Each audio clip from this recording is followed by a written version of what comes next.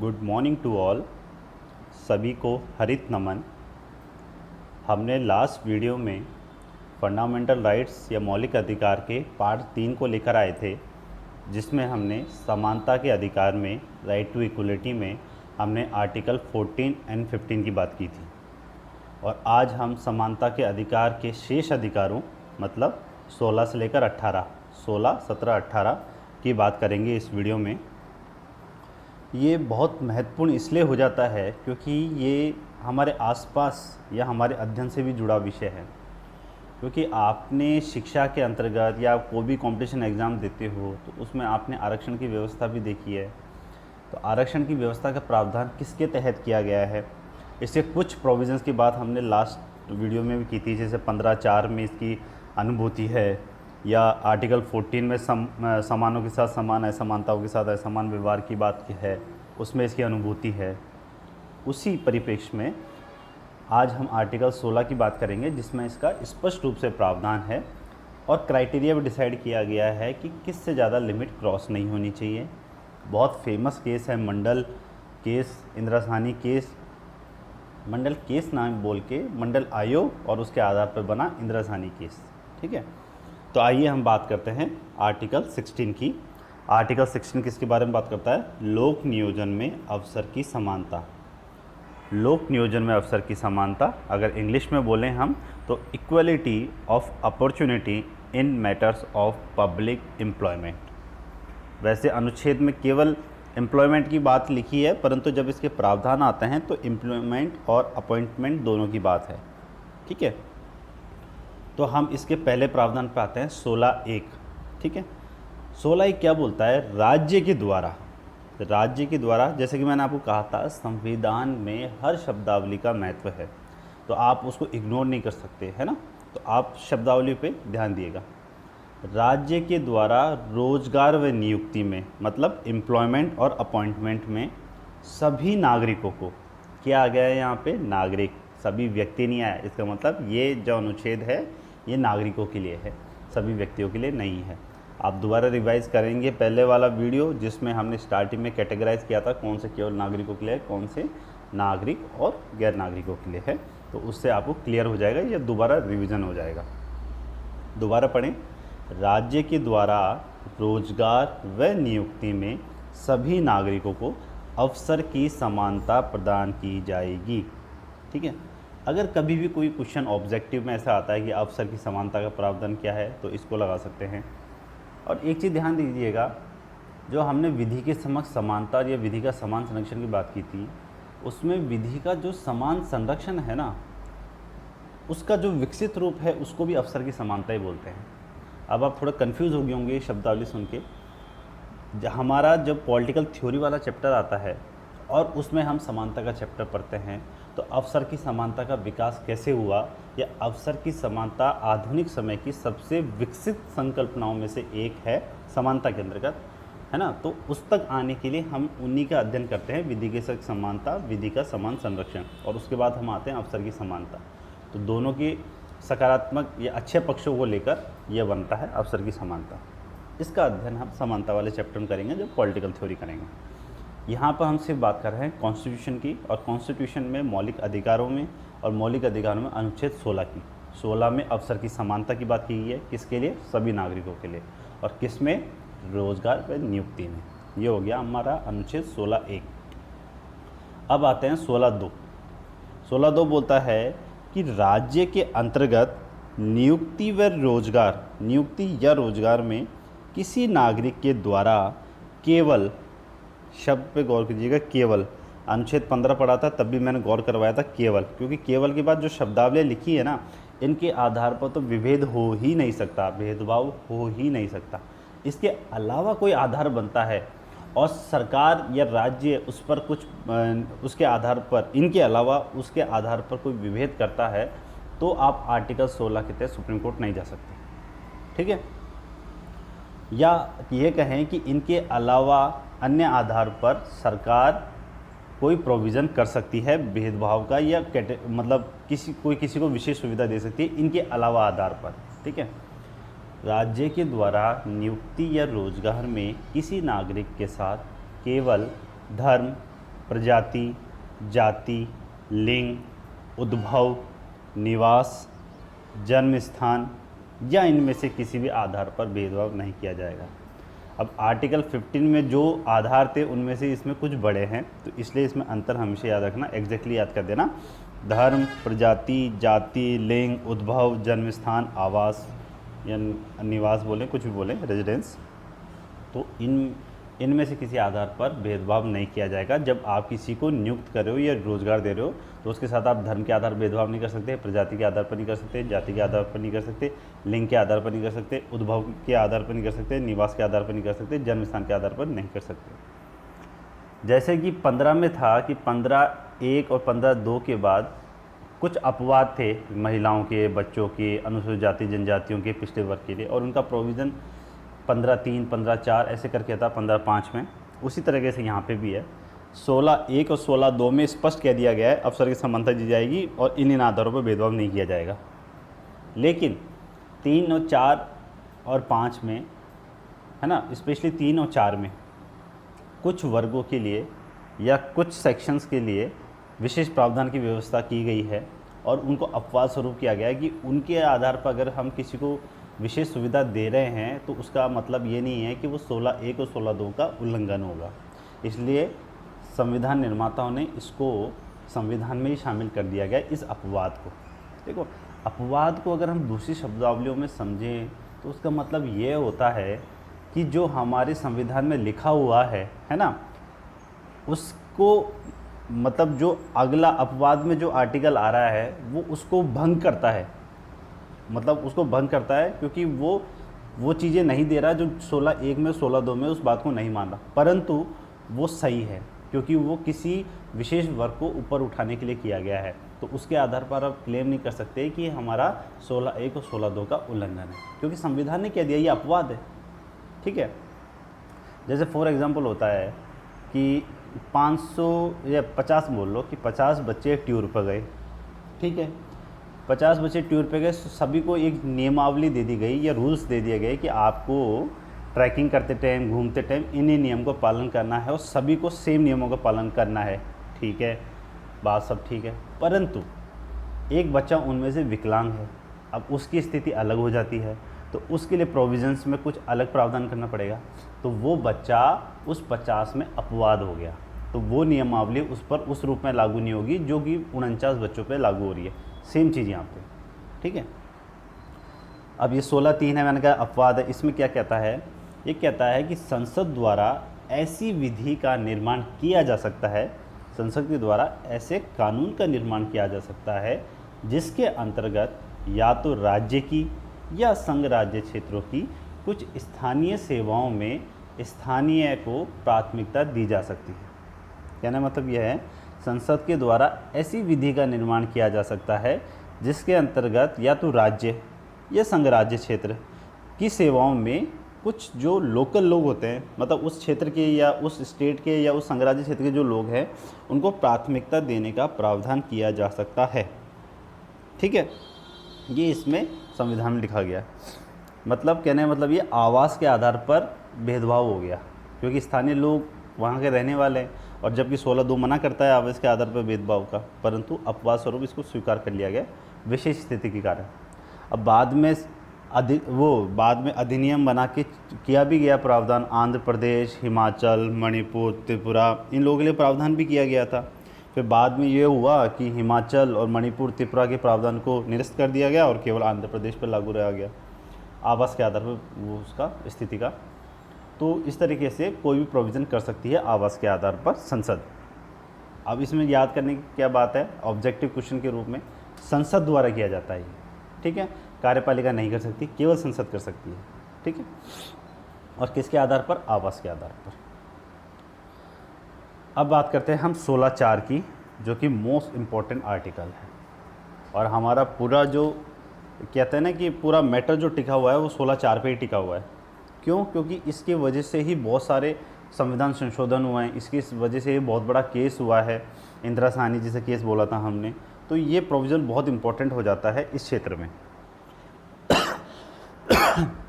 जो आप आरक्षण का मेन आधार बोलते हैं वो 16(4) है, उसमें ही उसका प्रोविज़न है। राज्य नागरिकों के, क्या वर्ड है, नागरिकों के किन्हीं पिछड़े वर्गों को राज्य की सेवाओं में आरक्षण का प्रावधान होगा।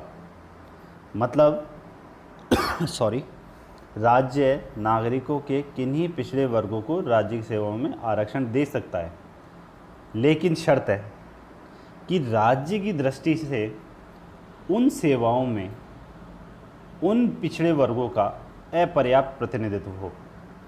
ऐसा नहीं हो कि पिछड़े तो हैं पर उनका प्रतिनिधित्व पर्याप्त हो और फिर भी आपने आरक्षण दे दिया, नहीं। तो इसका मतलब ये है 16(4) तभी लागू होगा जब दो शर्तें का पालन करना होगा। पहला, वो पिछड़ा हो। पिछड़े का मतलब क्या है, सामाजिक व शैक्षणिक रूप से पिछड़ा हो, सामाजिक व शैक्षणिक रूप से पिछड़ा हो। और दूसरा, सरकारी सेवाओं में उनका पर्याप्त प्रतिनिधित्व नहीं हो। ठीक है, तो इन दोनों शर्तों के पूरा होने पर ही आरक्षण की व्यवस्था की जा सकती है, एक शर्त के आधार पर नहीं। ये ध्यान रखना बहुत इंपॉर्टेंट हो जाता है, क्योंकि हम कई बार क्वेश्चन आता है कि आरक्षण का आधार किन अनुच्छेदों में है, तो हम उनका वर्णन कर रहे हैं इस तरीके से। अब हुआ क्या था, हमारे संविधान में है ना, पिछड़े वर्ग की कोई परिभाषा ही नहीं है। सामाजिक व शैक्षणिक रूप से जो पिछड़े वर्ग हैं उनको कभी परिभाषित किया ही नहीं गया है ना। अब मैं एक अगली स्लाइड में दिखाता हूँ आपको मंडल आयोग वाला, फिर अब हम उसके 5वें भाग पे आएंगे, क्योंकि 5वें भाग को इतना इंपॉर्टेंट है नहीं। या एक काम करते हैं, इसका 5वां भाग एक रीडिंग कर लीजिए, क्योंकि केवल रीडिंग मात्र से ही है, उसमें कुछ नया चीज़ ऐड हुई नहीं है। 16(5) के अनुसार राज्य किसी धार्मिक संप्रदाय के क्रियाकलापों का प्रबंध करने के लिए किसी विशेष धर्म या संप्रदाय के मानने वाले लोगों को ही नियुक्त करने के लिए कानून का निर्माण कर सकता है।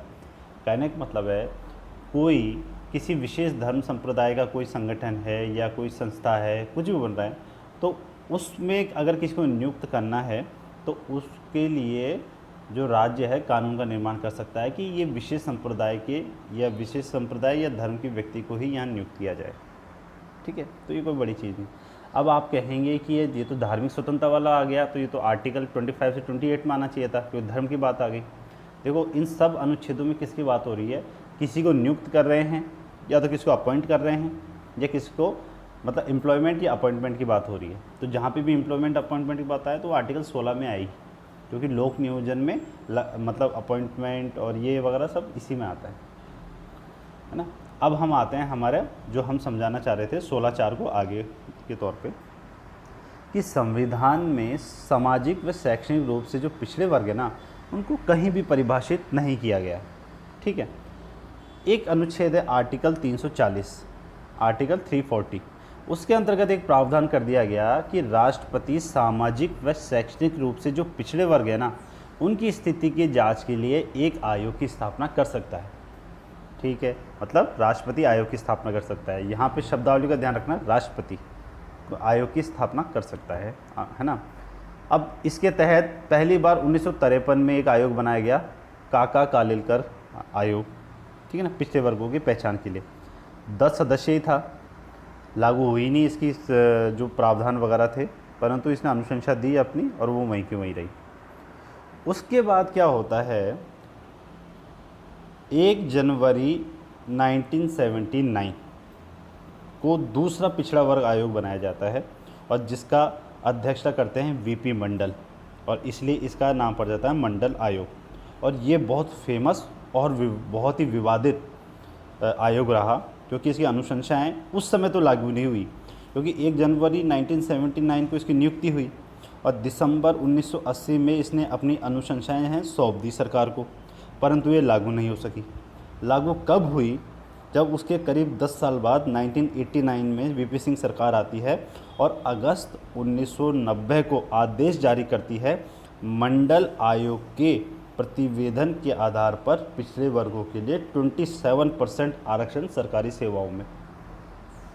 मतलब मंडल आयोग की जो रिपोर्ट थी वो उस समय तो लागू नहीं हुई जब इसी रिपोर्ट सौंपी गई थी, परंतु उसके 10 साल बाद जब वीपी सिंह सरकार आती है केंद्र में, तो वो इसको लागू करती है और अन्य पिछड़े वर्गों के लिए सरकारी सेवाओं में 27% का आरक्षण दे देती है। अब होता क्या है, इसके विरुद्ध है ना बहुत हिंसात्मक वो होते हैं, आंदोलन होते हैं, बहुत हिंसात्मक आंदोलन होते हैं। उसके बाद उसी समय थोड़े टाइम बाद ही वीपी सिंह सरकार गिर जाती है, फिर आती है केंद्र में नरसिंह राव सरकार। नरसिंह राव सरकार क्या करती है, इसे कुछ आदेशों को निरस्त कर देती है और अपनी तरफ से इसमें कई ऐसे प्रोविज़न जोड़ देती है जो कि आरक्षण को आर्थिक आधार देते हैं। आर्थिक आधार अलग से 10% का आर्थिक रूप से पिछड़े हुए लोगों के लिए आरक्षण दे देती हैं। अब उस समय संविधान की स्थिति क्या आती है, संविधान में सिर्फ और सिर्फ ये कहा गया था या पूरी तरीके से परिभाषित नहीं था कि आर्थिक आधार पर आरक्षण होना चाहिए नहीं होना चाहिए, क्योंकि अभी तक केवल सामाजिक और शैक्षणिक रूप से पिछड़े वर्गों के लिए ही आरक्षण था, आर्थिक आधार कहीं पे भी नहीं था। अब ये स्थिति थोड़ी असमंजस की होती रही कि आरक्षण का आधार क्या होना चाहिए। तो फिर एक बहुत फेमस केस आता है जिसको मंडल आयोग का मामला भी बोलते हैं, या दूसरे शब्दों में उसको इंदिरा साहनी बनाम भारत संघवाद भी कहते हैं, या इंदिरा साहनी बनाम यूनियन ऑफ इंडिया भी कहते हैं। 9 न्यायाधीशों की संवैधानिक बेंच बनी थी और बहुत ही फेमस जजमेंट हुआ था। इसके अधिकतर जजमेंटों को बाद में रिवर्स भी किया गया संविधान संशोधन के माध्यम से, परंतु बहुत ही फेमस जजमेंट था जिसकी अधिकतर चीज़ों को आज भी माना जाता है। इस जजमेंट में क्या हुआ था, है ना, इस जजमेंट में ये कहा गया कि अनुच्छेद 16(4) के अंतर्गत रोजगार में पिछड़े वर्गों को आरक्षण किया जा सकता है, ये तो हमें पता ही है। और संविधान में पिछड़े वर्ग की परिभाषा है नहीं, इसीलिए न्यायपालिका ने मंडल आयोग की इस तर्क को स्वीकार किया कि भारत में जो पिछड़ा वर्ग है ना, वो सामान्यतः पिछड़ी जाति के लोग हैं। तो अभी तक ये डिसाइड नहीं था कि पिछड़ा वर्ग होते कौन है, क्योंकि संविधान चुप है इसके मामले में, है ना, मौन है इसके मामले में। तो इसमें कहा गया कि पिछड़ा वर्ग कोई और नहीं, पिछड़ी जाति के लोग ही हैं, ठीक है। और इसमें स्पष्ट कह दिया गया कि 16(4) में जो पिछड़ापन है वो मूलतः सामाजिक पिछड़ेपन की बात है, मतलब पिछड़ी जातियों में भी जो सामाजिक रूप से पिछड़े हुए हैं, ठीक है। और आवश्यक नहीं ये सामाजिक व शैक्षणिक दोनों हों। पहले बात क्या चलती थी, सामाजिक और शैक्षणिक दोनों, परंतु इसमें कह दिया गया ज़रूरी नहीं है। मुख्य क्या है, सामाजिक पिछड़ापन देखना है अपन को। पिछड़ी जाति को अगर देखना है तो हमके सामाजिक पिछड़ापन देखना होगा, सामाजिक और शैक्षणिक दोनों नहीं, है ना। ऐसा नहीं है कि शैक्षणिक को निषेध कर दिया गया, प्रमुखता दी गई सामाजिक पिछड़ेपन को और सेकेंडरी पे रखा गया सामाजिक व शैक्षणिक दोनों को। और इसमें एक नया प्रोविज़न जोड़ दिया गया क्रीमीलेयर का मतलब मलाईदार परत। इसका मतलब क्या होता है कि इस परत जो डिसाइड करते हैं, इससे ऊपर के जो लोग हैं ना, वो सारे संपन्न लोग हैं, उनको आरक्षण की कोई भी आवश्यकता नहीं है। भले से वो पिछड़े वर्ग में आते हों, परंतु उनको आरक्षण की आवश्यकता नहीं है, क्योंकि उनकी आर्थिक स्थिति इतनी अच्छी हो चुकी है और वो इतने संपन्न हो चुके हैं कि उनको आरक्षण की कहीं भी आवश्यकता नहीं है, ठीक है। तो वो डिसाइड किया गया, सुप्रीम कोर्ट ने उसकी संकल्पना दे दी क्रीमीलेयर की, पर यह नहीं बताया कि उसकी लिमिट कितनी होगी, उसको पूरी तरीके से परिभाषित नहीं किया। वो आगामी जो आयोग बनने वाला है इसके आधार पर, इसकी पहचान के लिए उस पर छोड़ दिया गया कि वो ये काम संभाले। आज के टाइम पे क्या है, आज के टाइम पे लिमिट कितनी है, 8 लाख की। 8 लाख से जो ऊपर वाले हैं ओबीसी में, वो क्रीमीलेयर में है और उनको आरक्षण का लाभ नहीं मिलता, उससे नीचे वालों को मिलता है, ठीक है। और ये स्पष्ट कह दिया गया जो 16(4) में है, उसी लैंग्वेज को रिपीट किया गया कि आरक्षण पिछड़े वर्गों को ही मिलना चाहिए जिनका सेवाओं में अपर्याप्त प्रतिनिधित्व है। और एक जो फेमस स्टेटमेंट जिसको कि आगामी कितने डिसीजनों में लागू किया गया या अभी तक लागू है, और उससे बचने के लिए कई सारे संसद ने प्रावधान निकाले या राजनीतिज्ञों ने प्रावधान निकाले, वो तो क्या था, अनुच्छेद 16(4) के अंतर्गत आरक्षण की अधिकतम सीमा 50% होनी चाहिए। कहने का मतलब ये है, आप किसी भी हालत में 50% से ज़्यादा का आरक्षण नहीं दे सकते हैं। कुछ विशेष परिस्थिति हो सकती है और उस विशेष परिस्थिति का प्रोविज़न हम पढ़ेंगे जब 9th शेड्यूल की बात करेंगे, ठीक है। ये स्पष्ट रूप से कह दिया गया। और जो नरसिंह राव सरकार ने आर्थिक रूप से आरक्षण दिया था उसको रद्द कर दिया गया, बोले कि आर्थिक आधार पर आरक्षण नहीं दिया जा सकता, ठीक है। अब एक चीज़ क्या आती है, और इसमें एक चीज़ और है कि आरक्षण केवल आरंभिक नियुक्ति तक किया गया, प्रमोशंस में आरक्षण नहीं किया। बोला कि जब इनिशियल स्टेज पे आप नौकरी प्राप्त कर रहे हो, नियुक्ति हो रही है आपकी, तब आपको आरक्षण मिलेगा, पर उसके बाद जब आपका प्रमोशंस वगैरह होंगे तो उसमें आपको आरक्षण नहीं दिया जाएगा। तो इन सब चीज़ों से क्या साबित होती है, जो पहली लैंग्वेज साबित होती है ये कि आरक्षण जो है ना वो समानता का विरोध नहीं है, आरक्षण विशेष वर्गों के उत्थान का प्रयास है। ये स्पष्टली इसमें आ चुका है कि है। और दूसरा कि भारत में पिछड़ापन सामाजिक है प्रथमतः, और दूसरा क्या है, सामाजिक और शैक्षणिक है, न कि आर्थिक। ठीक है ना, क्योंकि पिछड़ापन है पिछड़ी जाति, और पिछड़ी जाति का आधार क्या है, सामाजिक, और सामाजिक के अलावा सामाजिक और शैक्षणिक, पर आर्थिक नहीं हो सकता। क्रेमिलियर की व्यवस्था कर दी, अधिकतम सीमा 50% डिसाइड कर दी, प्रोन्नति में आरक्षण का मदा कर दिया। और एक शब्द होता है बैकलॉग, है ना। होता क्या है, मान लो कि किसी साल में वैकेंसी निकली, ठीक है, उस साल में उस कैटेगरी में उतने पद नहीं भर पाए, है ना, तो वो क्या है, अगले साल भरे जा सकेंगे, नहीं भरे जा सकेंगे, या वो वहीं पे निरस्त हो जाएंगे। तो अगर अगले साल में उनको अलग वर्ग बनाकर, क्योंकि जैसे फॉर एग्ज़ाम्पल मान लो ओबीसी है, उनकी 50 सीटें निर्धारित हुई आरक्षण के आधार पर, फॉर एग्ज़ाम्पल 50 सीटें निर्धारित हुई, पर उनके 30 ही व्यक्ति मिले उनको, जो उस साल में पर्टिकुलर साल में इतने ही मिले। अब 20 सीट खाली रह गई। अब 20 सीट को लैप्स कर दिया जाए, या अगले साल में जब वैकेंसी मिलेगी उसमें ऐड कर दिया जाए, क्या किया जाए। तो क्या करते हैं, इन्होंने बोल दिया था कि 50% से आरक्षण हो नहीं सकता ज़्यादा। मान लो कि अगले साल है, अगले साल भी 50 ही सीट निकलने वाली थी ओबीसी की, परंतु अगर हम पिछले वाले 20 जोड़ देते हैं तो वो 70 हो जाती है, और 70 से फिर वो उल्लंघन करने लग जाती है जितनी उनकी लिमिट है। तो क्या किया जाए, इंदिरा साहनी केस में तो मना कर दिया गया कि जो बैकलॉग की सीटें हैं ना, उसको आगे कैरी फॉरवर्ड नहीं किया जाएगा, वो वहीं पे लैप्स हो जाएगी, परंतु आगे संविधान संशोधन के माध्यम से इसमें चेंज कर दिया गया। ठीक है, तो इसके बारे में हम आगे अब चर्चा करते हैं, संविधान संशोधन पे आते हैं। देखिए, सुप्रीम कोर्ट ने मंडल आयोग के निर्णय में यह भी कहा था कि पिछड़े वर्गों की सूची का निर्माण करने, मतलब कौन आएगा पिछड़े वर्गों में, कौन सी जाति नहीं आएगी, वह पिछड़े वर्गों को आरक्षण की सीमा से बाहर करने के लिए किनको बाहर करना है, किनको लेना है, एक स्थायी, एक परमानेंट स्टैचुरी संस्था, या स्थायी संविधिक जिसको हम बोलते हैं, जो संसद द्वारा निर्मित होती है, उस संस्था का निर्माण किया जाएगा। अब इसी के रूप में जब तक वो संस्था का निर्माण नहीं हो जाए, उससे पहले सरकार ने एक समिति की स्थापना की थी। ठीक है, हुआ क्या था कि जो पिछड़े वर्गों में उन्नत व्यक्तियों का पता लगाना है और किसको सूची से बाहर निकालना है, आयोग बने उससे पहले एक समिति की स्थापना की गई न्यायाधीश रामानंद प्रसाद के नेतृत्व में, और ये 3 सदस्यीय समिति थी।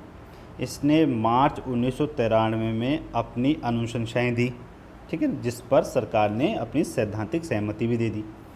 लेकिन क्या हुआ, अलग अलग राज्यों के राजनीतिक दलों ने, जिनके लिए आरक्षण का मुद्दा वोट राजनीति से जुड़ा हुआ मुद्दा था, उन्होंने मंडल आयोग के निर्णयों का पालन नहीं किया। उन्होंने इसके तरीके खोजने स्टार्ट किए कि कैसे इससे बचा जा सके। अब क्या हुआ, जैसे आयोग ने क्या कहा था, मंडल आयोग ने इंदिरा साहनी वाद में क्या कहा गया है कि आरक्षण की सीमा 50% तक रखना है, उससे ज़्यादा नहीं करना है। परंतु कई ऐसे राज्य थे जिन्होंने पूर्व में ही इस सीमा का उल्लंघन कर लिया था, ठीक है ना, और ये मंडल आयोग, ये इंदिरा साहनी केस में कह दिया गया था कि आगामी 5 वर्षों में उसे समाप्त करना है अगर किसी ने बढ़ा दिया हो तो। परंतु इन लोगों ने नया रास्ता क्या निकाला कि अपने जो बढ़े हुए थे ना आरक्षण, 50% की सीमा को क्रॉस कर रहे थे, उन सबको संविधान की 9वीं अनुसूची में डलवाना स्टार्ट कर दिया राजनीतिक कारणों की वजह से। ठीक है, तो 9वीं अनुसूची में जाते ही वो सेफ मोड में आने लग गए। अब तमिलनाडु में 69% था, कर्नाटक में 73%, आंध्रा में 80%। तो इन लोगों ने सब ने 9th शेड्यूल में जाकर अपना बचाव करने की कोशिश की। एक रास्ता तो ये खोजा, ठीक है। दूसरा रास्ता क्या खोजा, 77वां संविधान संशोधन होता है, उसके द्वारा 16(4) में एक नया प्रोविज़न ऐड किया जाता है, वह है 16(4)A, 16(4)A। इसमें क्या हुआ है, जैसे मंडलवाद में क्या कहा गया है, देखो आप उसको इंदिरा साहनीवाद बोलो या मंडलवाद बोलो, मैं दोनों में कुछ बोल रहा हूँ तो दोनों का मतलब एक ही है। मंडलवाद में स्पष्ट कहा गया था कि आरक्षण प्रोन्नति में या प्रमोशन में नहीं हो सकता, परंतु हमारे संविधान में ST/SC के लिए वो पहले से चालू था, ठीक है। तो इसलिए 16(4)A करके अनुसूचित जातियों व जनजातियों के लिए प्रोन्नति में दिया गया आरक्षण जारी रखा गया, है ना। तो मतलब ST और SC में प्रमोशन में आरक्षण को जारी रखने के लिए आर्टिकल 16(4)A का 77वां अमेंडमेंट लाया गया। अब ये हो गया किससे बचाव, इनका पदोन्नति में आरक्षण का। 50% सीमा को क्रॉस करने का 9वीं अनुसूची वाला समाधान निकाल लिया। अब एक कॉम्प्लिकेटेड तीसरा इशू था बैकलॉग वाला, तो उसका भी क्या किया इन्होंने, मंडलवाद में उच्चतम न्यायालय ने कैरी फॉरवर्ड रूल को स्वीकार नहीं किया था। मतलब उन्होंने आगे ये बोला था कि 50% की सीमा क्रॉस नहीं होनी चाहिए, इसलिए 81st अमेंडमेंट लाया गया और उसमें 16(4)B जोड़ा गया। 77 से तो जोड़ा गया था, 16(4)A इसमें जोड़ा गया 16(4)B, जिसके अंतर्गत यदि बैकलॉग की सीटों की पूर्ति करनी है तो इस निमित्त उस वर्ष या आगामी वर्षों में अलग से पिछड़े वर्गों या अनुसूचित जाति जनजातियों के लिए भर्ती की जा सकती है, जिसमें 50% की सीमा का उल्लंघन करना असंवैधानिक नहीं होगा। कहने का मतलब यह है कि मान लो कि उस पर्टिकुलर साल में अगर किसी कैटेगरी की सीट खाली रह जाती है तो अगले साल या अगले वर्षों में जब भी भरना है तो उसमें अलग से पिछड़े वर्गों या अनुसूचित जनजातियों के लिए आप उस प्रावधान कर सकते हो बैकलॉग का अलग से, है ना। तो वो टोटल 50% की भी ऊपर जाती है ना, तो वो उल्लंघन नहीं माना जाएगा। क्यों? क्योंकि आप उस अगले जब सालों में आप नई भर्ती ला रहे हो तो उसकी जो नई सीटें आ रही है ना वो 50% क्रॉस नहीं होनी चाहिए। पिछले के आधार पर अगर कुछ बची हुई आ रही हैं तो उनके लिए अलग से वर्ग लाया जाएगा, उसको 50 से अलग दिखाया जाएगा। अगर टोटल मिला के वो 50% क्रॉस करती है तो उसको क्रॉस नहीं माना जाएगा, ठीक है। उस आगामी वर्ष में अगर उस वर्ष की जो निकल रही है ना अलग से नई वाली, अगर वो 50% को क्रॉस करती है तो गलत है। अगर पिछले वाली की ऐड करके 50% को क्रॉस करती है तो वो गलत नहीं है, ठीक है। सिंपल लैंग्वेज में ये कह सकते हैं, ये समझने के तरीके से ये कह सकते हैं। तो इस तरीके से 76 अमेंडमेंट, 77 अमेंडमेंट, 81th अमेंडमेंट के द्वारा ये बीच के रास्ते निकाले गए। और एक चीज़ और बता दूं मैं आपको, सुप्रीम कोर्ट का जो आदेश आया था उसके बाद राष्ट्रीय पिछड़ा वर्ग आयोग का भी गठन किया गया। अब ये आयोग का जो गठन किया गया है, अब जैसे क्वेश्चन आ जाए कि संवैधानिक है सांविधिक है, सांविधिक है क्योंकि संविधान में से कोई प्रोविज़न था ही नहीं, संसद ने इसको निर्माण किया है बाद में, तो ये सांविधिक हुआ।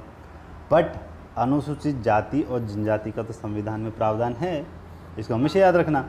क्योंकि आपने जब अनुच्छेद 338 की बात करते हो वहाँ पर राष्ट्रीय आयोग का निर्माण है, ठीक है ना, अनुसूचित जाति जनजातियों का।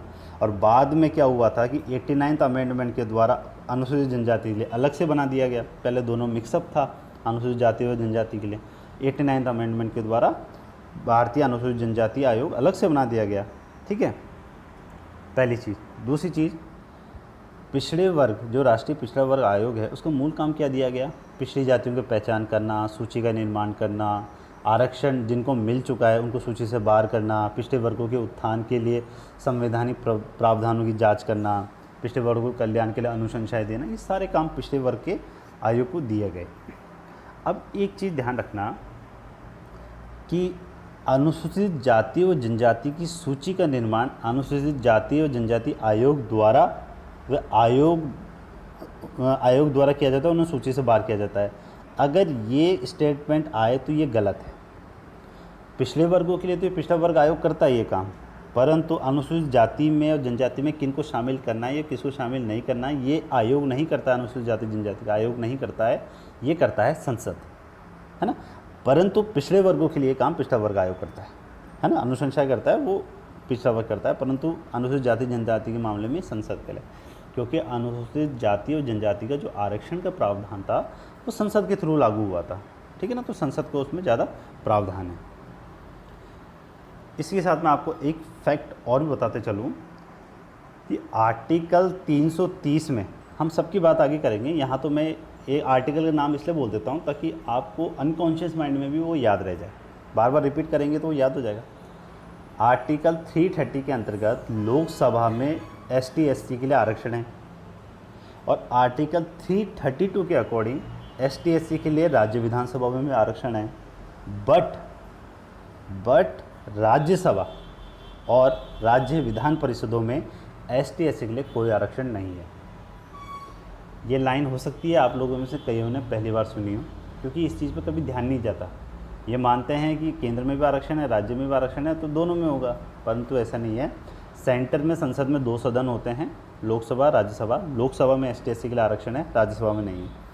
और 332 के अकॉर्डिंग राज्य मतलब राज्य में जो 2 सदन होते हैं उसमें विधानसभाओं में आरक्षण है, विधान परिषदों में आरक्षण नहीं है। जैसा कि आपको पता है विधान परिषद हर राज्य में नहीं है, सेलेक्टेड राज्यों में है, तो जहाँ पे भी है वहाँ पे उनको ST/SC को आरक्षण नहीं है। ये विशेषता आपको ध्यान रखना है। तो ये हमने काफ़ी डिटेल में बात कर ली है इसके बारे में। और भी कोई चीज़ होंगी, जैसे संविधान संशोधन का मैंने बताया, इसमें नोट डाउन नहीं किया मैंने, तो आप उसको वीडियो सुन के और ख़ुद अपने नोट्स में नोट डाउन कर लेना ताकि आपको क्लियर हो सके। अब आते हैं अस्पृश्यता का अंत, अनुच्छेद 17। ये हिंदुस्तान के संविधान की सबसे बड़ी खासियतों में गिना जाता है इसको, इस पर्टिकुलर अनुच्छेद को, क्योंकि यह बहुत मौलिकता में है। ये विश्व के किसी भी अन्य संविधान में नहीं पाया जाता, क्योंकि यह समस्या हमारी यहाँ की देशीय थी, मतलब हमारे हिंदुस्तान की समस्या थी।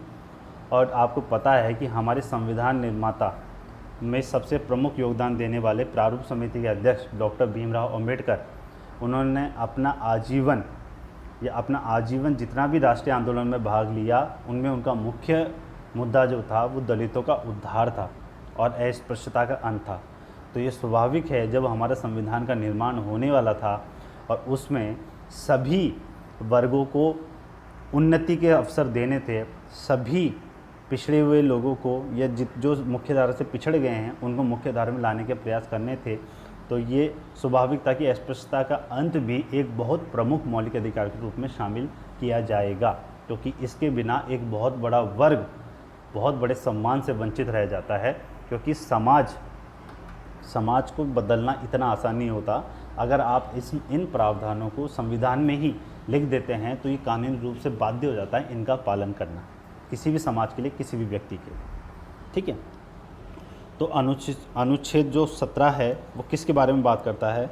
वो बात करता है अस्पृश्यता की अंत की। एक चीज़ आप और ध्यान रखिएगा, मैं पिछले अनुच्छेद की ही बात कर रहा हूँ। जैसे कि आर्टिकल 60 में हमने क्या कहा था कि राज्य केवल धर्म, मूल वंश, जाति, लिंग, उद्भव, जन्म स्थान, निवास स्थान के आधार पर भेद नहीं कर सकता, लेकिन इनके अलावा, इनके अतिरिक्त अन्य कोई आधारों पर राज्य लोक नियोजन में नियुक्ति में भेद कर सकता है। ये मैंने आपको पहले ही बोला था, परंतु उसका एग्जाम्पल बता दूं। जैसे मान लो कि कोई भाषा के आधार पर करना है किसी राज्य को, तो वो कह सकता है कि राज्य की भाषा के ज्ञान, मतलब कोई मान लो कोई नौकरी की उन्होंने वो निकाली है ना, और उसमें बाध्यता रख दी ऐडता के लिए या कंपल्सरी रख दिया कि उस राज्य की भाषा का ज्ञान होना भी ज़रूरी है इस नौकरी के लिए। तो आप ये नहीं कर सकते ये तो मेरा मौलिक अधिकारों का उल्लंघन है, क्योंकि हमें तो लोक नियोजन में अवसर की समानता देते हैं। नहीं, क्योंकि जो पर्टिकुलर आधार दिए थे, 5-6 आधार दिए थे, धर्म, मूल, वंश, जाति, इनमें से भाषा का कहीं भी जिक्र नहीं है। तो इसके लिए भाषा के आधार पर वो भेद कर सकता है, प्रोविज़न कर सकता है ना। शैक्षणिक ऐडता में वो चेंज कर सकता है, शारीरिक स्वास्थ्य के आधार पर भेद कर सकता है। मान लो कोई ऐसी पोस्ट है जिसमें कोई विकलांग व्यक्ति को नियुक्त नहीं कर सकते। अब विकलांग व्यक्ति दावा कर दे कि मेरे समानता के अधिकार का उल्लंघन हुआ है या लोक नियोजन या नौकरी पाने में मेरे साथ भेदभाव किया जा रहा है कि इस पर्टिकुलर पोस्ट पे मुझे क्यों नहीं लिया जा रहा, हम विकलांगों को इससे बाहर क्यों किया गया, कर सकते हैं। क्योंकि जो आधार दिए गए हैं जिनके आधार पर भेदभाव नहीं किया जा सकता, उसमें कहीं भी ऐसा जिक्र नहीं है, तो शारीरिक स्वास्थ्य को देखते हुए किया जा सकता है ना। तो इस प्रकार से सारी चीज़ें हैं, है ना। अब बात करते हैं अस्पृश्यता के अंत की। अस्पृश्यता के अंत या इसको छुआछूत भी बोलते हैं। पहली बात, इस शब्दावली को भी संविधान में परिभाषित नहीं किया गया। बहुत सारी ऐसी शब्दावली हैं जिसको संविधान के अंतर्गत परिभाषित नहीं किया गया। हमने पहले भी बात की थी, पंथ निरपेक्षता शब्द है, उसको संविधान में परिभाषित नहीं किया गया।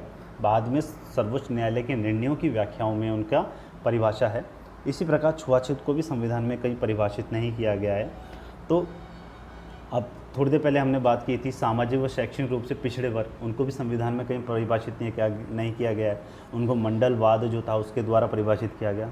तो उसी प्रकार छुआछूत को या अस्पृश्यता को भी हमारे संविधान में प्रावधान वो परिभाषित नहीं किया गया। अनुच्छेद 17 बात करता है अस्पृश्यता के अंत की, छुआछूत के निराकरण की। मतलब छुआछूत का प्रयोग किसी भी रूप में निषिद्ध होगा, प्रतिषिद्ध होगा, प्रतिबंधित होगा और ये दंडनीय अपराध रहेगा। ठीक है। एक चीज़ ध्यान रखना, ये अधिकार इतना इम्पोर्टेंट है कि आप इसको केवल राज्य के विरुद्ध नहीं अपना सकते, आपको राज्य और व्यक्ति दोनों के विरुद्ध है ये। अगर कोई व्यक्ति, संविधान में बहुत कम अनुच्छेद हैं जो मतलब मौलिक अधिकारों में बहुत कम अनुच्छेद है जो राज्य और व्यक्ति दोनों के खिलाफ जाते हैं। ये मूलतः राज्य के खिलाफ हैं, है ना, राज्य से संरक्षण देते हैं हमें। पर कुछ एक अनुच्छेद है जिसमें राज्य और व्यक्ति दोनों का प्रोविज़न है। जैसे कि कल पिछले वीडियो में हमने एक बात की थी 15 आर्टिकल 15(2) की, है ना। 15(1) में केवल राज्य का जिक्र था और 15(2) में राज्य और व्यक्ति दोनों का जिक्र था। उसी प्रकार आर्टिकल 17 में भी राज्य व व्यक्ति दोनों का जिक्र है, ठीक है। ये निरपेक्ष अधिकार है। निरपेक्ष का मतलब होता है इसका कोई अपवाद नहीं है ना। ऐसे नहीं कि कोई पर्टिकुलर स्थिति में छुआछूत को अलाउड कर दिया जाएगा या कोई वो कर दिया जाएगा। निरपेक्ष है, ये एब्सोल्यूट रूप से इसको मानना ही है, इसका कोई अपवाद नहीं है। और ये व्यक्ति और राज्य दोनों के विरुद्ध है। अस्पृश्यता को दंडनीय अपराध घोषित किया गया, हमने पहले बता दिया। एक चीज़ और है, इंडियन कॉन्स्टिट्यूशन में कुछ मौलिक अधिकार हैं जो सेल्फ ऑपरेटिव नहीं हैं, मतलब वो अपने आप लागू नहीं हो जाते। उनके लिए क्या होता है, उन मौलिक अधिकार को क्रियान्वयन के लिए कुछ ना कुछ संसद के द्वारा अधिनियम बनाया जाएगा। अब अस्पृश्यता की बात तो कर दी गई है, पर इसके विस्तृत जो प्रावधान है उनकी बात नहीं की गई है। यहाँ तक इसकी शब्दावलियों की बात नहीं की गई है, मतलब स्पष्ट नहीं किया गया।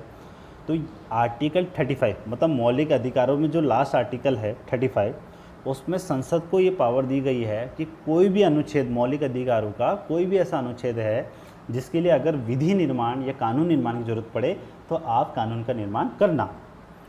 अब आर्टिकल जो 17 है इसमें भी यही है। इस मौलिक अधिकार को क्रियान्वित करने के लिए अनुच्छेद 35 के तहत संसद के द्वारा विधि का निर्माण किया गया, ठीक है। संसद ने पहला बनाया 1955 में अस्पृश्यता निवारण अधिनियम, ठीक है। बाद में 1976 में इसको संशोधित करके इसका नाम परिवर्तित कर दिया गया सिविल अधिकार संरक्षण अधिनियम, ठीक है। 1955 संशोधित कब का गया, 1976 में, और नाम क्या दिया, सिविल अधिकार संरक्षण अधिनियम 1955 या नागरिक अधिकार संरक्षण अधिनियम 1955, कुछ भी बोल लें, ठीक है। तो इस प्रकार से अस्पृश्यता की बात हुई। अब बाद में विभिन्न प्रोविज़नों के द्वारा छुआछूत में क्या चीज़ें आती है क्या नहीं आती है, ये प्रावधान जोड़े गए। ये अधिनियमों में भी इसकी व्याख्या की गई है, क्या होता है छुआछूत में। संविधान में नहीं थी, अधिनियम के द्वारा की गई है, बाद में सुप्रीम कोर्ट के डिसीजन के आधार पर भी आया है। तो उसमें जो मोटी मोटी बात यह है कि सार्वजनिक संस्था जैसे कि हॉस्पिटल हुआ, शिक्षण संस्थाएं हुई, इसमें किसी भी व्यक्ति के प्रवेश से इनकार करना छुआछूत है। सार्वजनिक पूजा स्थल पर किसी भी व्यक्ति को पूजा से प्रतिबंधित करना छुआछूत है। किसी भी सार्वजनिक संस्था या सार्वजनिक स्थान पर प्रवेश से प्रतिबंधित करना भी है। अनुसूचित जाति के लोगों को, अनुसूचित जाति के जो लोग हैं उनका अगर आप जातिगत सूचक वर्डों का यूज़ करके उनका अपमान कर रहे हैं तो वो भी इसमें आता है ना। या आप किसी भी रूप में, प्रत्यक्ष रूप से या परोक्ष रूप से छुआछूत का उपदेश दे रहे हैं तो भी इसमें आता है। या छुआछूत को आप ऐतिहासिक आधार या दार्शनिक आधार या धार्मिक आधार या किसी भी अन्य आधार पर आप औचित्यपूर्ण ठिकाते हैं। मतलब आप ये कहते हैं कि फला उस समय ऐसी चीज़ चल रही थी इसलिए ये फला व्यक्ति अछूत है, या ये इस धर्म में ये चीज़ कही गई इसलिए ये व्यक्ति अछूत है, इनको यही काम दिया गया। अगर इस प्रकार के औचित्यपूर्ण ठहराने की आप कोशिश करते हैं तो आप छुआछूत के अपराधी हैं और आपके खिलाफ कार्रवाई होगी। मतलब यहाँ तक कि 1 से 2 साल की सज़ा का प्रावधान है और संसद या विधानसभा में चुनाव में सम्मिलित होने से प्रतिबंधित भी किया जा सकता है अगर किसी विधायक या किसी एमएलए या एमपी ने ये चीज़ की है तो इतना स्ट्रिक्ट प्रोविजंस कर दिया गया संविधान में। और ये सब योगदान किसका था, डॉक्टर भीमराव अम्बेडकर का। अब आते हैं हम उपाधियों का अंत। उपाधियों के अंत में ये मेनली क्या चीज़ थी, जो पहले से जो वंशानुगत पद दिए जा रहे थे उनका प्रतिबंध लगाना था, ठीक है ना। उनमें मतलब उनको निरस्त करना था, ये कह सकते हैं। मतलब किसी भी व्यक्ति, राज्य में कोई भी व्यक्ति है ना, चाहे वो नागरिक हो चाहे विदेशी हो, उनको उपाधियाँ प्रदान करने से मना करना था। उसका रीज़न ये था कि संविधान निर्माताओं को मानना था कि उपाधियों को देने से है ना उनमें विभाजन हो जाता है, मानसिक रूप से भी और वर्ग विभाजन भी हो जाता है। एक अपर और एक लोअर की भावना आ जाती है। तो उस चीज़ को निषेध करने के लिए ही इस चीज़ को लाया गया, ठीक है। अब इसमें विभिन्न खंड हैं, संविधान के अनुच्छेदों में ही इसको बात की गई है। है ना। और एक चीज़ ध्यान रखिएगा, इसमें शब्दावली का बहुत महत्वपूर्ण है। आगे हम एक केस की बात करेंगे तब आपको क्लियर होगा। उपाधियों का जो अंत है या उपाधियों का जो निषेध है, इसको कॉन्स्टिट्यूशन में लैंग्वेज दी गई है abolition of titles. Title word को आप ध्यान रखना, है ना। उपाधि के लिए वर्ड यूज़ किया गया टाइटल। अब हम खंडों की बात करते हैं। पहला खंड क्या बोलता है, राज्य जो है वो सेना या विद्या संबंधी सम्मान के अलावा और कोई उपाधि प्रदान नहीं करेगा। कहने का मतलब यह है, राज्य के द्वारा कोई उपाधि प्रदान नहीं की जाएगी सिवाय शैक्षणिक क्षेत्र के और सेना जो ये सामरिक क्षेत्र होता है उसके। अब जैसे शैक्षणिक क्षेत्र में डॉक्टर की उपाधि दी जाती है तो आप उसको रोक नहीं सकते क्योंकि संविधान ने अलाउड कर दिया। ऐसे ही सामरिक क्षेत्र में ये बोलते हैं ना परमवीर और इस तरीके से वो दिए जाते हैं, तो उनको रोक नहीं सकते क्योंकि उसको अलाउड कर दिया गया। दो को अलाउड किया, सेना के क्षेत्र में और शिक्षा के क्षेत्र में। और यहाँ पे वर्डिंग देखो क्या है, राज्य नहीं कर सकता, ये राज्य उपाधि नहीं दे सकता, परंतु निजी क्षेत्रों के लिए यहाँ पे कोई भी प्रतिबंध नहीं है। निजी क्षेत्र पे ये प्रतिबंध लागू नहीं हो सकता, वो उपाधि दे सकते हैं, ये राज्य पे प्रतिबंध है। दूसरा जो खंड है वो क्या कहता है, भारत का कोई नागरिक किसी विदेशी राज्य से कोई उपाधि स्वीकार नहीं करेगा। ठीक है, विदेशी राज्य से उपाधि नहीं ले सकता, आप ये ध्यान रखना।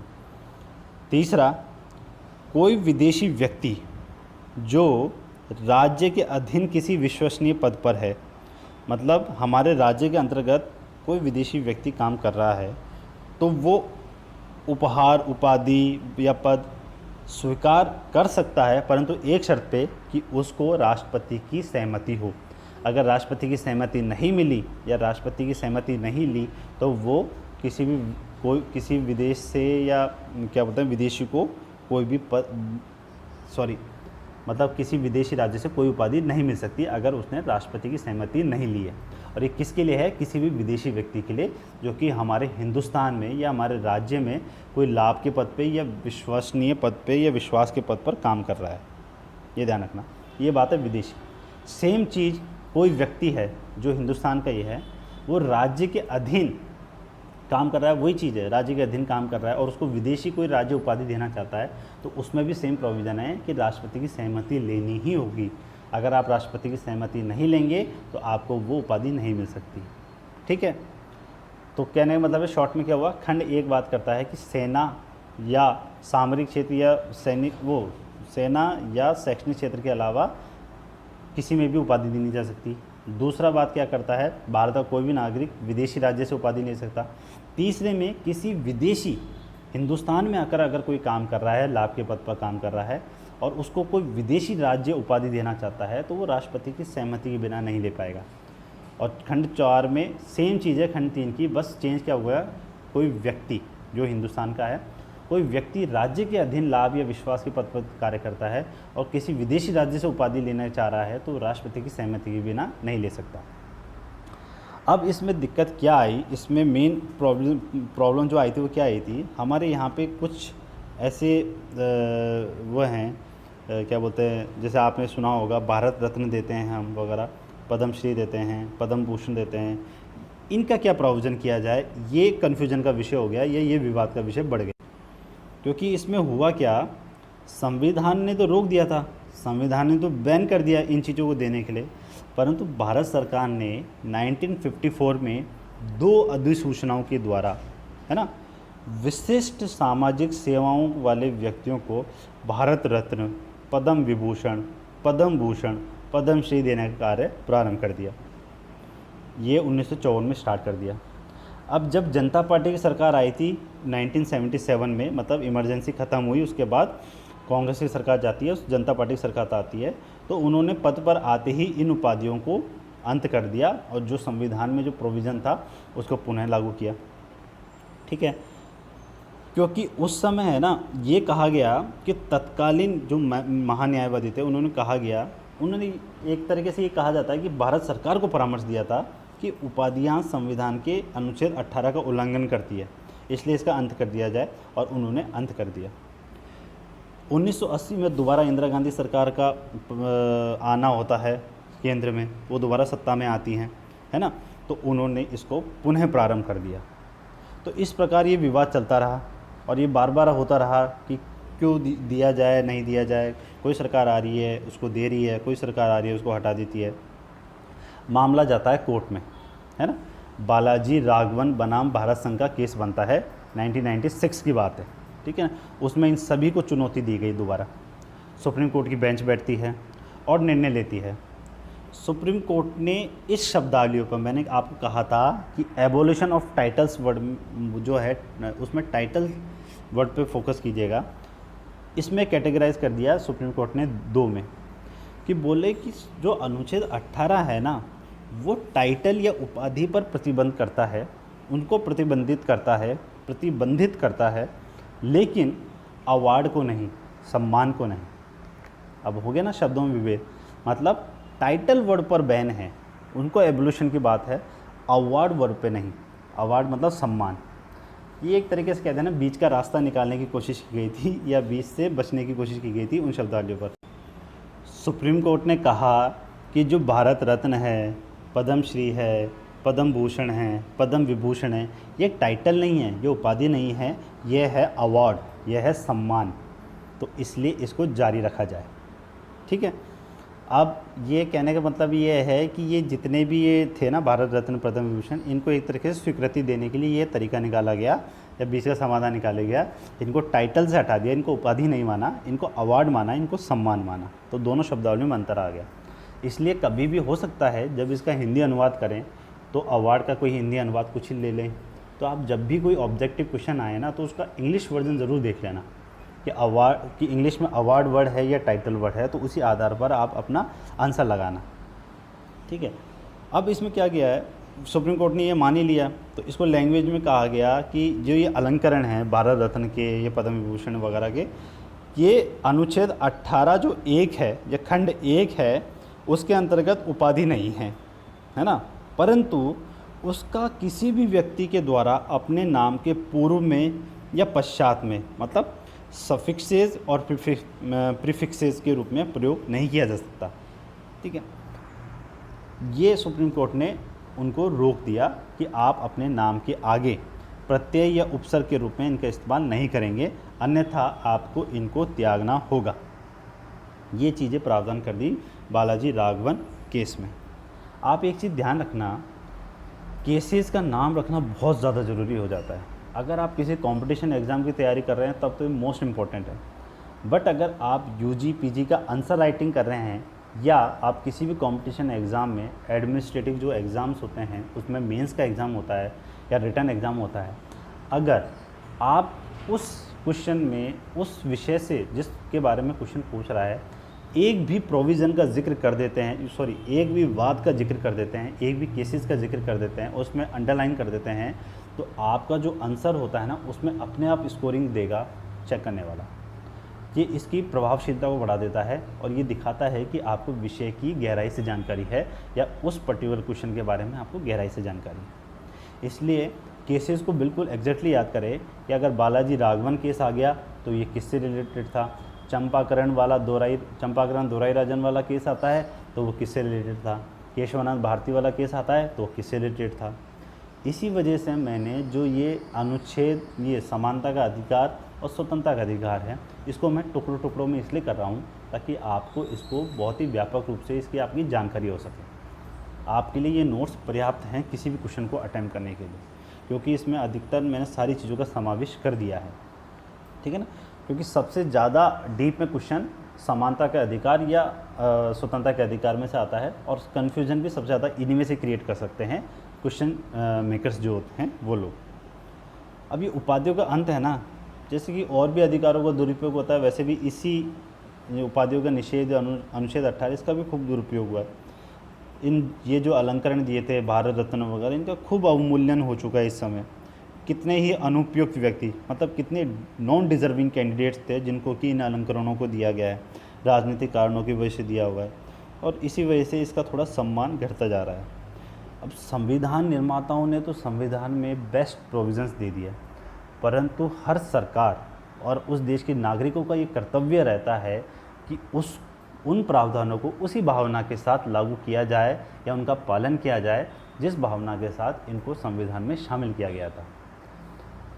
ये बहुत अच्छी चीज़ है। देखो, आप धार्मिक व्यक्ति हो सकते हैं, अच्छी बात है, आप अधार्मिक व्यक्ति हो सकते हैं, तो भी आपकी स्वतंत्रता है। हिंदुस्तान ऐसा क्षेत्र है या हिंदुस्तान में जो धर्म है वो किसी धर्म को नहीं मानने वालों को भी उतनी ही स्वतंत्रता देते हैं, ठीक है, उनको बैन नहीं करते हैं। और यहाँ तक कि हमारा संविधान भी ऐसे लोगों को बैन नहीं करता है, ठीक है। अब फ़र्क ये आता है, जो आधुनिक दुनिया है हमारी या आधुनिक समाज है और जो परंपरागत समाज है, उनमें ये क्या है, परंपरागत समाज का अभी भी मेन आधार क्या रहता है, अभी भी उनका मेन आधार धार्मिक पुस्तकें हैं। जबकि जो आधुनिक समाज बना था, उनकी जो मेन पुस्तक बन चुकी है वो है भारत का संविधान, क्योंकि संविधान धर्म, जाति, लिंग इन सब चीज़ों से हटकर है। तो उस समय जब ये संविधान निर्माण किया गया था तो एक चीज़ कही जाती थी कि हम इतना आधुनिक संविधान दे रहे हैं, कहीं ये इतना परंपरागत समाज है वो स्वीकार करेगा या नहीं करेगा। परंतु ये हमारे हिंदुस्तान की खूबसूरती ही थी कि हमारे समाज भले ही परंपरागत रूप से अभी भी चल रहा है, या उस समय था जब संविधान को अपनाया गया था, और परंतु उसके साथ हमने संविधान के आधुनिक स्वरूप को भी स्वीकार किया। और यही हमारे लोकतंत्र की, यही हमारी जनता की, यही हमारे बोलते हैं ना जमहूरियत की सबसे अच्छी खूबसूरती थी कि हमारे परंपरागत समाज ने आधुनिकता के जो दस्तावेज है या आधुनिकता का जो सबसे बड़ा दस्तावेज है हमारे हिंदुस्तान का, उसको खुशी खुशी स्वीकार किया, उसको अपने जीवन में ढाला और अपनाया। और दोनों पैरेलल रूप से, समान रूप से चल रहे हैं।